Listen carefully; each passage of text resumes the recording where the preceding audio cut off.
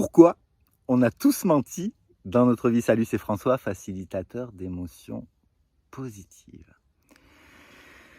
Alors après la vidéo sur ce bug humain qui alors j'ai de la buée sur les vitres, sur les verres de lunettes.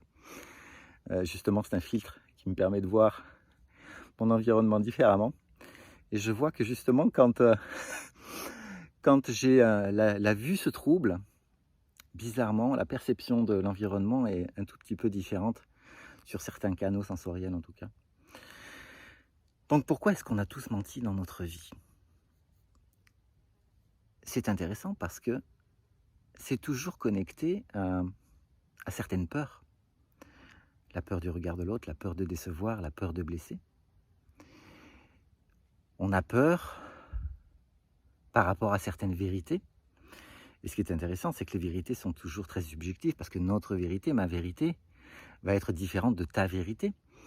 Et ce que je veux simplement te dire, et je vais faire très court aujourd'hui, c'est que, rappelle-toi, tu peux te mettre en alpha, donc où tu descends dans ton bassin, tu fermes les yeux, tu respires profondément, et tu peux revenir sur ta timeline, sur ta ligne de temps, à des moments où tu as menti. Peut-être même qu'à des moments, à certains moments, si tu te remets derrière tes yeux pour voir ce que tu voyais, entendre ce que tu entendais, sentir ce que tu sentais, quand quand tu étais dans le mensonge, peut-être que la sensation dans le corps n'était pas des plus confortables, n'est-ce pas? Car si ce que tu dis, et d'ailleurs ton corps peut le traduire, parce que si on peut déceler quelqu'un qui va mentir, mais ton corps va avoir une réaction par rapport à ce que tu peux dire qui n'est pas en accord avec ce que tu es. Et plus tu vas faire en sorte de bien vivre la personne que tu es, de te sentir bien toi-même, indépendamment de ton environnement, des problèmes, etc., etc. Moins la nécessité de mentir sera présente.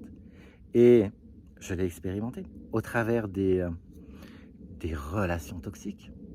Le mensonge, c'est quelque chose qui est extrêmement courant. Mais quand tu mens à quelqu'un, en même temps, je me demande si tu ne te mens pas à toi-même, comme je viens de le dire, en contradiction avec certaines valeurs profondes que tu peux avoir, parce que ces peurs sont là, parce que tout ce qui, dans ta vie, a généré les peurs de dire ta vérité, la tienne, peuvent peut-être te faire croire que tu vas être exclu d'un groupe.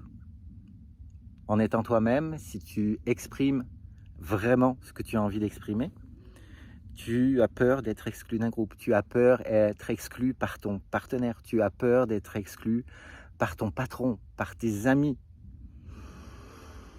Est-ce que c'est une bonne option? C'est ni bien ni mal. Le bien et le mal, ça n'existe pas. Ce qui est, c'est que c'est peut-être confortable ou inconfortable pour toi, et très certainement inconfortable, n'est-ce pas? Donc qu'est-ce que tu peux faire par rapport à ça? Si aujourd'hui, tu as conscience, parce que parfois le mensonge devient tellement une habitude, une aptitude, qu'on peut ne plus s'en rendre compte du tout. Et en même temps, si toi, aujourd'hui, qui regardes cette vidéo, tu as cette conscience que, ou tu as menti, ou que ça t'arrive de mentir, quelles que soient les raisons qui te poussent à agir de la sorte, dis-toi que tu peux te libérer de ça. Tu peux te libérer de ça en allant travailler sur toutes les peurs qui sont connectées à tes mensonges. Et tout ce qui est, toutes ces peurs, donc tous ces ingrédients qui ont généré justement le symptôme du mensonge, ce sont des expériences dans ta vie. Ce sont, voilà, c'est la somme de tout ce que tu as appris, de tout ce que tu as entendu, de tout ce que tu as expérimenté qui font que c'est comme ça aujourd'hui. Et si tu veux avoir une vie et des relations plus saines, peut-être, ou pas, ça reste une décision et c'est ta responsabilité.